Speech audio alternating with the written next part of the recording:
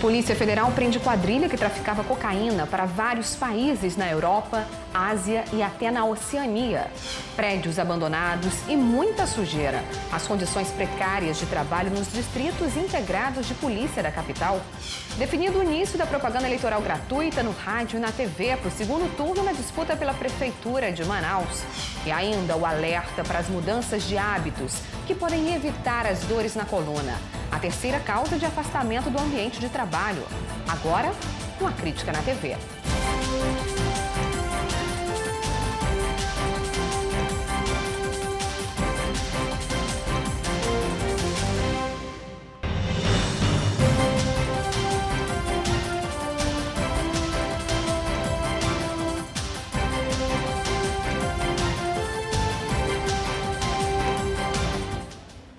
Boa noite. A Polícia Federal desarticulou hoje uma organização criminosa que atuava no tráfico internacional de drogas a partir de Manaus. A quadrilha enviava de forma camuflada grandes cargas de cocaína de alto teor de pureza para países da Europa, Ásia, África, América do Norte e até para a Oceania. Há mais de um ano, a Polícia Federal investigava a organização criminosa. A partir de Manaus, eles enviavam cocaína pura para diversos países ao redor do mundo. A droga ia escondida em objetos como tambores de freio de caminhão, bombas hidráulicas e até transformadores de energia elétrica. A quadrilha era chefiada por um peruano que morava em um condomínio na zona norte da cidade. Ele coordenava tanto a aquisição da droga do exterior quanto até a chegada na origem. Ele adquiria também as mercadorias lícitas, tanto mercadorias nacionais quanto internacionais. Ele coordenava a questão da logística do enxerto da droga nessas mercadorias e também a remessa. 8 pessoas foram presas em Manaus, Tabatinga e na cidade de Curitiba, no Paraná. Entre os presos está o líder da organização criminosa e os advogados João de Melo Cardoso Júnior e Ellen Vandriene de Lima Tavares. Prestavam auxílio em questões jurídicas, orientações, criação de empresas fantasmas, alguns recrutamentos de pessoas para serem os titulares dessas empresas. O esquema foi descoberto no ano passado, quando um carregamento foi apreendido pela Polícia do México. A partir daí, a Polícia Federal começou a receber informações de apreensões em outros países, tendo Manaus como origem do envio da cocaína. No curso das investigações foram apreendidos aproximadamente 300 quilos, em 4 apreensões que foram realizadas no Brasil e no exterior. Só que analisando esse modus operandi, como essas cargas foram remetidas, os remetentes, as empresas utilizadas, foram identificadas diversas outras cargas que foram remetidas com sucesso. Então, no curso da apreensão, que não foram apreendidas. Mas a gente tem documentos que dá remessa delas. Difícil estimar, né?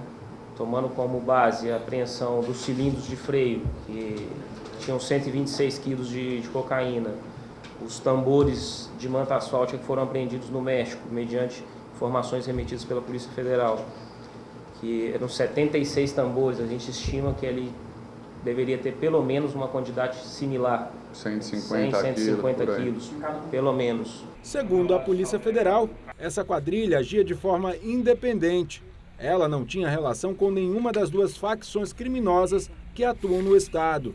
Os presos foram indiciados pelos crimes de tráfico internacional de drogas, lavagem de dinheiro e organização criminosa. O advogado preso está em Manaus e advogado em Tabatinga. A Ordem dos Advogados do Brasil no Amazonas informou que vai acompanhar a prisão dos 2. Ainda segundo a OAB, eles não devem ser recolhidos para as unidades prisionais. Por enquanto, vão ficar nas sedes da Polícia Federal. E caso não haja um local adequado para que sejam encaminhados, a OAB vai solicitar a conversão da prisão temporária para a prisão domiciliar. Com relação ao trâmite processual, caso os advogados sejam considerados culpados, a Ordem vai instaurar um processo para que o Tribunal de Ética e Disciplina do órgão possa avaliar a conduta deles. As penas podem ser desde advertências até a expulsão dos quadros da OAB. Policiais civis denunciam condições precárias de trabalho nos distritos integrados de polícia da capital. A falta de reparos na infraestrutura dos prédios e a sujeira acumulada nas celas e nas lixeiras são algumas das reclamações. Esta é a entrada do 9º DIP na zona leste de Manaus. A linha de esgoto a céu aberto, canteiros abandonados. Este lavador de carros conta que se ele não limpar a calçada, o acesso ao prédio fica obstruído por mato e lixo. É só eu mesmo que ajudo aqui, eu faço a limpeza, varro, faço tudo. Tá feio o negócio aqui, né? Tá feio. O problema é mais evidente lá dentro. A porta principal está quebrada há mais de 6 meses, segundo os funcionários. O armário foi colocado para inibir a ação de bandidos, mas não garante segurança ao prédio público. Na recepção, móveis em péssimas condições de uso, instalações elétricas precárias. E a falta de manutenção se repete em outras unidades da polícia. Esta aqui, por exemplo, sofre com alagações e problemas no ar-condicionado. Isso, olha, não é nada. A principal queixa de quem trabalha nos distritos integrados de polícia é a falta de material de expediente e de limpeza. Água para beber não tem. Para passar um plantão aqui, eles precisam fazer cota para comprar. E quem vem em busca dos serviços das delegacias também não tem o mínimo. Como a gente pode ver, não há bebedouros à disposição do público e os banheiros estão assim, a maioria interditado. Para limpar os prédios, funcionários que preferem não aparecer revelam que pagam por conta própria faxineiras. O material de higiene também entra na cota. Mas as celas para onde vão as pessoas detidas chegam a ficar meses sem limpeza. Um vídeo feito pelo Sindicato dos Escrivães e Investigadores de Polícia mostra ainda outros problemas que a categoria enfrenta. Quartos para descanso durante os plantões sem condições de uso, salas lotadas de veículos apreendidos e falta de material de expediente. Alguns DIPs, por exemplo, o 9º DIP, ele não tem água. Quando falta água, o Corpo de Bombeiros precisa levar um caminhão-pipa, para abastecer o DIP. E nós temos hoje somente 14 pessoas contratadas pela Delegacia Geral para passar em mais de 50 unidades da Polícia Civil e fazer essa limpeza, incluindo a Delegacia Geral. O diretor do Departamento de Administração e Finanças da Delegacia Geral admite alguns problemas, mas coloca a culpa na crise econômica. Segundo ele, por causa de cortes no orçamento, o Estado precisou diminuir a quantidade de agentes de limpeza. Hoje seriam apenas 20 para limpar cerca de 40 prédios. Sobre a conservação do patrimônio, Aquiles Andrade explica que precisou diminuir em 25% o contrato com a empresa responsável pela manutenção das unidades, mas garante que os reparos mais urgentes são feitos. Algumas questões infraestruturais apresentadas pela reportagem ele diz desconhecer.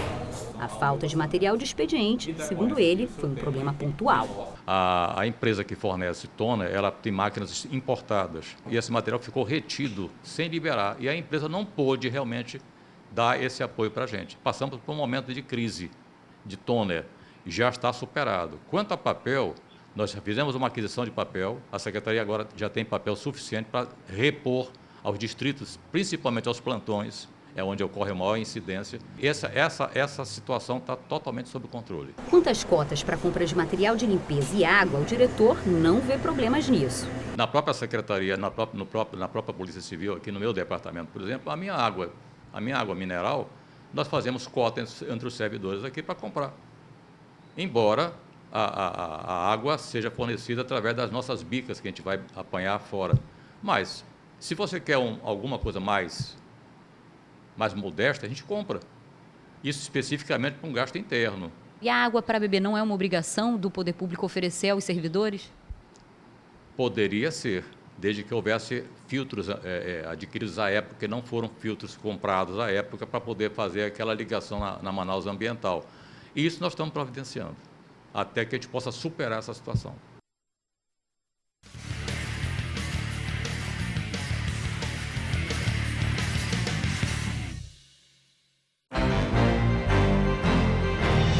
Uma sucuri de 4 metros foi devolvida à natureza depois de ser resgatada pelo Instituto de Proteção Ambiental do Amazonas, em um restaurante na zona centro-sul de Manaus. Só este ano, o IPAAM já resgatou mais de 250 animais da fauna amazônica.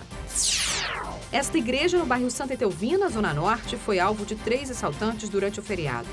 Eles chegaram a assistir parte do culto e depois roubaram quem estava no local. De acordo com a polícia, o trio já foi preso. 3 homens foram mortos e uma criança ficou gravemente ferida em um tiroteio em Manacapuru nas últimas 24 horas. Um suspeito já foi preso e, de acordo com a polícia, os crimes têm relação com o tráfico de drogas. E uma cratera está assustando moradores do conjunto Canaranas, na Zona Norte. Eles reclamam que uma tubulação mal feita é a causa da erosão do barranco. Para a gente conseguir descer, ó, eles improvisaram isso aqui, que é para não correr o risco quando a gente desce aqui e acessa o barranco. A gente já consegue ver que nesse ponto aqui, ó, a erosão já está realmente atingindo a estrutura das casas. A casa do seu Miguel, ó, a erosão já está quase chegando no muro do quintal dele. Aqui já foi feita alguma obra, algum serviço para conter a erosão do barranco? Essas obras aqui foram uma obra de terraplenagem, foi bem feita. O que foi mal feito foi a canalização de água, que eles não fizeram a canalização de água bem feita. Quando chove lá na principal, na frente de casa, quer dizer, alaga e a água vem por baixo da casa. Então, como é que a gente fica? Em qualquer hora, a gente, porque Jesus defende, pode ser engolido, né? Nós conseguimos ver por essa casa que o barranco já esteve muito mais adiante, muito mais avançado, porque a casa da Dona Vani, ela segue um pouquinho. Inclusive o barranco está bem aqui, né? Esse buraco enorme que ficou do último esgoto que tinha aí, que foram tirados agora. A gente quer que eles resolvam de tirar a gente daqui, tá? Que a gente possa sair para outro lugar, até porque a rua não oferece estrutura boa, porque a rua passa carro e isso aqui treme. Se passa um trator, isso aqui treme tudo, porque a estrutura não é boa. Foi feita as casas em cima de aterro e nós recebemos essas casas e não sabíamos disso. Em nota, a Defesa Civil informa que não tinha um registro de ocorrência no endereço citado na reportagem, mas que vai encaminhar uma equipe ao local para verificar a situação. E há mais de uma semana, a polícia trabalha para esclarecer o desaparecimento da menina Cíntia Gama Pereira, de 12 anos. Ela foi vista pela última vez em frente a uma escola na comunidade Vale do Sinai, na zona norte da cidade. O repórter Emanuel Cardoso conta como andam as investigações sobre o caso. Na última segunda-feira, familiares, amigos da família, conhecidos da Cíntia fizeram uma manifestação para chamar a atenção da comunidade na Zona Norte. A família também cobrou uma atuação mais intensa da polícia nas investigações. O que já foi feito até agora? Como é que a delegacia está empenhada nessa investigação? Incontinente, no dia 5, quando houve o registro do desaparecimento da Cíntia, uma equipe saiu em diligência juntamente com a participação do pai para o local onde ela teria desaparecido. Nós identificamos câmeras de segurança, mas por um infortúnio e por uma pane elétrica não estavam gravando. Identificamos todo o percurso da Cíntia, fechamos as saídas da cidade. Vocês também já chegaram a ouvir um possível suspeito? Como que é essa situação? Esse suspeito foi possivelmente apontado pela família, como que estaria seguindo a Cíntia e tudo, mas nós fizemos a identificação com a ajuda da CEAOP, a gente fez a identificação desse suspeito, realizou a oitiva, não descartamos o envolvimento dele, mas nós temos também outras linhas de investigação justificáveis. É um caso grave, do sumiço de uma criança que desapareceu desde o dia 5, mas temos ainda a confiança, de que a gente vai encontrar essa menina. Estamos nas ruas, direto, apoiando a delegacia, e esse apoio vai continuar até o final das investigações. Temos esperanças, até por se tratar de uma adolescente a qual, inclusive, nós traçamos um perfil de uma menina doce, uma menina estudiosa. Esse foi o perfil que nós traçamos na escola e na vizinhança dela. Então, é para isso que a gente está trabalhando, para encontrar a Cíntia sã e salva, com a sua integridade física resguardada. E se você tem alguma informação que leve ao paradeiro da Cíntia, pode entrar em contato com a polícia pelos números que aparecem agora aqui no vídeo. E a Defensoria Pública do Amazonas decidiu hoje, após uma audiência pública, que vai pedir ao governo do estado a antecipação das indenizações do Prosamin para as famílias já cadastradas pelo programa, que tiveram as casas atingidas pelo incêndio no começo do mês em Petrópolis. Também será solicitado da Prefeitura de Manaus que reavalie o valor do auxílio aluguel, que hoje é de R$ 300 e é considerado insuficiente. Caso a SUAB não se manifeste ou negue a antecipação da indenização, a demanda será levada à Justiça. Segundo a Secretaria Municipal de Assistência Social e Direitos Humanos, 12 famílias foram afetadas, 7 delas com perda total das casas onde moravam. 10 famílias começaram a receber o auxílio aluguel receberão agora nesta sexta-feira, dia 14. E de acordo com o órgão, as outras 2 famílias estavam com problemas na documentação e só vão receber o benefício a partir da próxima semana. Agora vamos ver como é que está o fluxo de veículos na cidade pelas câmeras do CIOPS. Vamos dar uma olhadinha. Essa que você está vendo agora é a Avenida Mário Ipiranga Monteiro, antiga Recife, ali em frente ao Hospital Pronto Socorro 28 de agosto. A gente vê que o fluxo de carros é bem intenso nesse momento, mas não há congestionamento na via. Vendo agora imagens do CIOPS da Mário Ipiranga Monteiro, trânsito fluindo normalmente agora à noite. Daqui a pouquinho a gente tem outras imagens do trânsito para você. E a seguir, Suzan vai assumir unidades de saúde e pagamentos de funcionários de empresas terceirizadas, que estão sendo investigadas na Justiça. E ainda definido o início da propaganda eleitoral gratuita para o segundo turno das eleições para prefeito de Manaus. Os detalhes, já já.